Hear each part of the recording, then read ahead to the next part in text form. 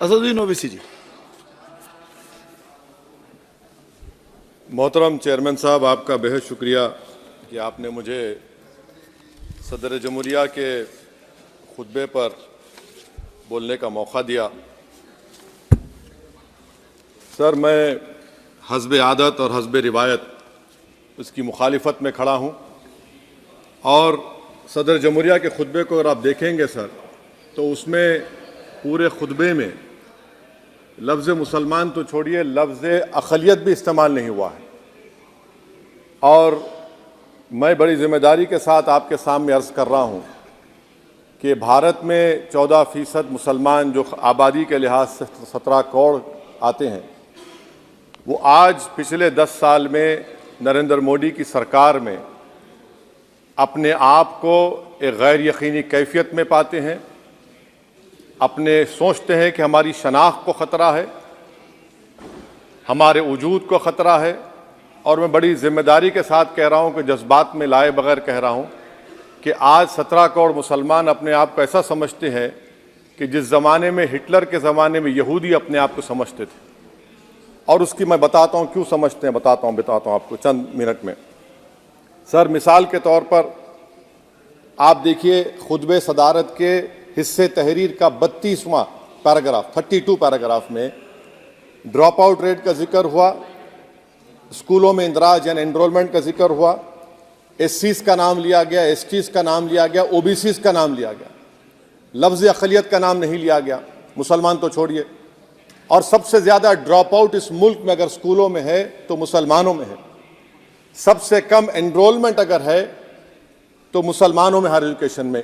Government का data है sir कि मुसलमानों का जो स्टूडेंट ड्रॉप आउट है वो 14.42 से क्लास 1 से शुरू होता और वो क्लास 6 और 8 को पहुंचे अब तक वो 10.76 को पहुंचता है। ये गवर्नमेंट का डेटा है, यानी क्लास 1 से क्लास 6 8 तक ये हाल है। आपने क्या किया सर इस बजट में? प्री मैट्रिक स्कॉलरशिप को सिर्फ 9th क्लास तक महदूद कर दिया और इसमें आपने पैसे कम कर दिए प्री मैट्रिक स्कॉलरशिप में। और सर 2022-23 का बजट आप देखिए, 5026 करोड़ रुपए दिए गए थे, जिसमें से सिर्फ 663 करोड़ इस्तेमाल हुए। अब आप आ जाइए सर, AISHE का डेटा है कि हायर एजुकेशन में मुसलमानों का 8.5 ड्रॉप आउट रेट हुआ है। 2020-21 में गवर्नमेंट का डेटा बता रहा है कि 1,80,000 मुसलमान हायर एजुकेशन में नहीं है। प्री मैट्रिक स्कॉलरशिप को आपने 423 करोड़ था, उसको आपने इस साल 326 कर दिया। मौलाना आज़ाद फेलोशिप को 45 करोड़ कर दिया।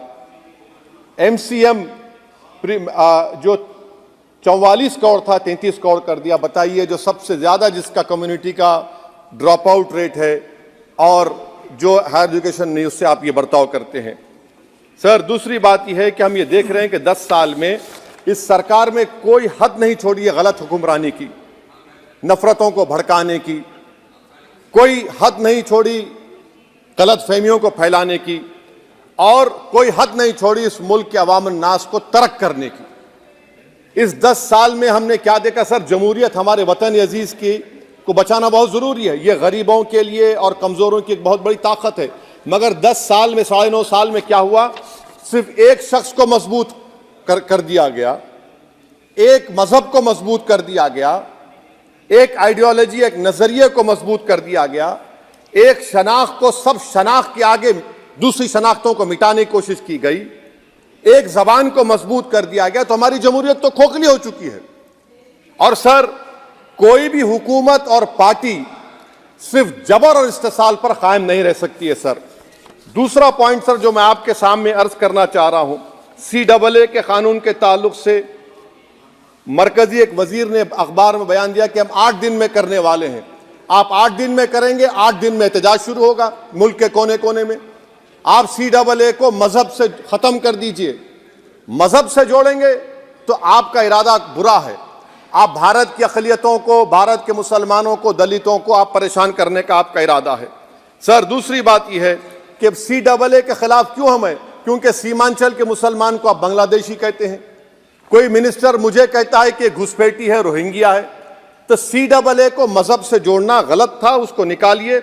मगर हमारे देश के प्रधानमंत्री सर, वतन अजीज के वजीर आजम, मैं बड़ी जिम्मेदारी के साथ कह रहा हूं कि मैं अपने बचपने में जब हिस्ट्री पढ़ता था तो मैंने एक स्टैचू की फोटो देखी थी, प्रीस्ट किंग ऑफ मोहनजोदारो।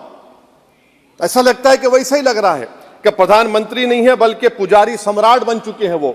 और मैं क्यों कह रहा हूं कि हमारे सदर जमहूरिया ने कहा था कि 22 जनवरी एक तारीखी दिन है, बिल्कुल तारीखी दिन है।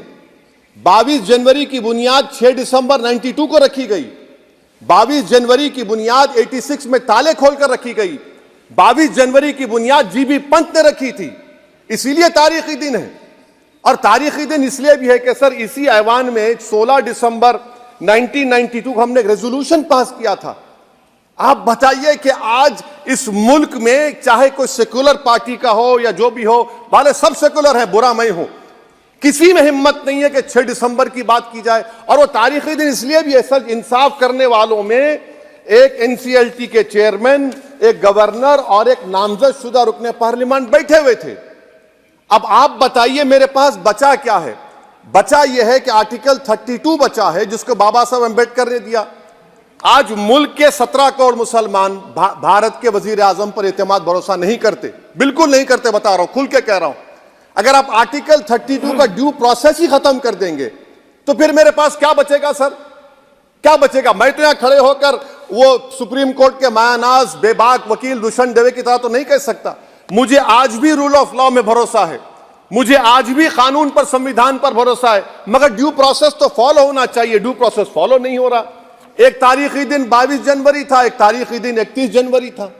सर रात के अंधेरे में अपील किए बगैर आप आरे लेकर रास्ता खोल देते हैं। क्या पैगाम दे रहे हैं सर?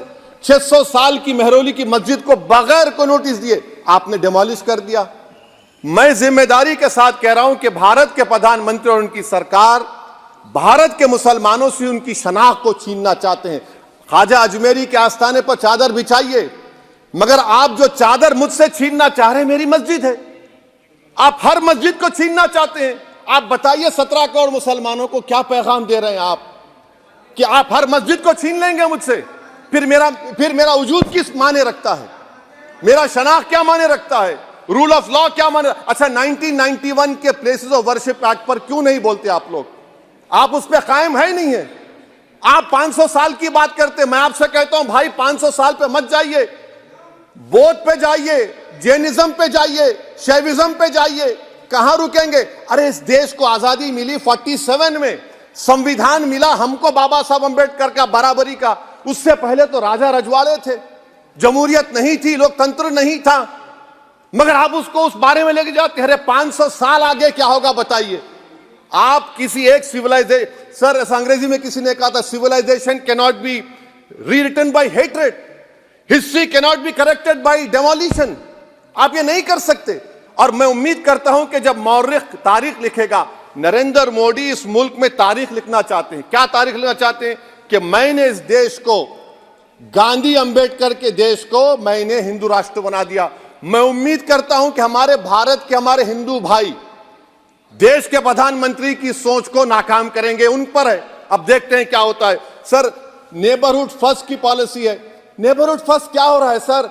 हम सोशल मीडिया के जरिए फॉरेन पॉलिसी चला रहे हैं। मालदीव छोटा मुल्क, वो हमको आंख दिखा रहा है, चीन की गोद में बैठ गया। हमारे लद्दाख में हमारे जो लोग जानवर को लेकर घास चराए जाते, वहां पर चीन की आर्मी आके रोक रही। बताइए, बांग्लादेश चीन की गोद में बैठा हुआ है। आप गैलेंट्री अवार्ड दे रहे हैं, क्यों दे रहे हैं? कि चीन बैठा हुआ है। तो आपका बफर जोन गया कहां भाई साहब? आपका बफर जोन तो कहां गया नहीं मालूम, गायब हो गया बफर जोन। और दूसरी बात सर, आप ये भी देख लीजिए कि यहां पर मैं आपको इंपॉर्टेंट पॉइंट ये बताना चाह रहा हूं सर। ये हम बोलते हैं India middle east economic corridor, कितना पैसा है बताइए? वो नहीं बताया जाता। अच्छा सर, सबसे तकलीफ दे बात मेरे लिए है कि भारत ने यूनेस्को का इलेक्शन पाकिस्तान से हार गया। हम पाकिस्तान से हार गए, ये आपकी फॉरेन पॉलिसी है। यूनेस्को के इलेक्शन हम पाकिस्तान से हार गए। अच्छा, मामला इजराइल का, फलस्तीन का, गाजा का आया। अक्टूबर में 10,000 लोग मर गए, हमने यूएन में सीज फायर की तायीद नहीं की। दिसंबर आया 20,000 मर गए, तो हमने तायद कर दी। क्यों तायद की? क्योंकि ग्लोबल साउथ को हमको फॉलो करना पड़ रहा। भारत ग्लोबल साउथ को फॉलो कर रहे, मेरे लिए तकलीफ दे बात है। यह आपकी नाकामी का बहुत बड़ा सबूत है। इसीलिए हम बता रहे हैं कि यह सरकार की बहुत से नाकाम। अलीगढ़ मुस्लिम यूनिवर्सिटी, आखिरी पॉइंट, अलीगढ़ मुस्लिम यूनिवर्सिटी। सर, आप उत्तर प्रदेश से आते हैं। सर, 81 में एक्ट पास हुआ। हमारा लॉ ऑफिसर कोर्ट में कहता है कि मैं पार्लियामेंट के एक्ट को नहीं मानता। कैसे नहीं मानते सर? क्या नरेंद्र मोदी ने पार्लियामेंट को नॉमिनेट किया या पार्लियामेंट ने नरेंद्र मोदी को प्रधानमंत्री बनाया? बताइए। 81 के एक्ट को नहीं मानते। सर, 2 ही तो सेंट्रल यूनिवर्सिटी है मुसलमानों के। 1,80,000 आप ही के सरकार के दौर में मुसलमान हायर एजुकेशन निकल गए। आप अलीगढ़ मुस्लिम से छीनना चाह रहे हैं। Theory of separation of powers में एग्जीक्यूटिव हमको डिक्टेट करेगा। मेरी आवाज तो पार्लियामेंट है, अब मेरी आवाज के खिलाफ एग्जीक्यूटिव सुप्रीम कोर्ट में बोलता है। अलीगढ़ मुस्लिम यूनिवर्सिटी से इतनी नफरत क्यों है आपको? वहां पर तो हिंदू भाई भी पढ़ते हैं। सर, ये अलीगढ़ मुस्लिम यूनिवर्सिटी का मामला है सर। तो मैं आपसे इस बात पर, इस शेर पर अपनी बात को खत्म कर रहा हूं सर। आप भी उर्दू दां हैं जी। मसीहाओं को जब भी आवाज दी है, अहमद फराज का शेर है जी जी। मसीहाओं को जब भी आवाज दी है, पलट कर आ गए हर बार कातिल। मसीहाओं को जब भी आवाज दी है, पलट कर आ गए हर बार कातिल। वहां क्या दाद खाही क्या गवाही, वहां क्या दाद खाही क्या गवाही, जहां हो मुंसिफों के यार कातिल। सर, मैं फिर से हुकूमत से मुतालबा करता हूं कि अल्पसंख्यक समाज के बजट के स्कॉलरशिप को आप डिमांड ड्रिवन करिए। भारत के प्रधानमंत्री प्रधान सेवक रहिए। आप कोई प्रीस किंग मत बन जाइए।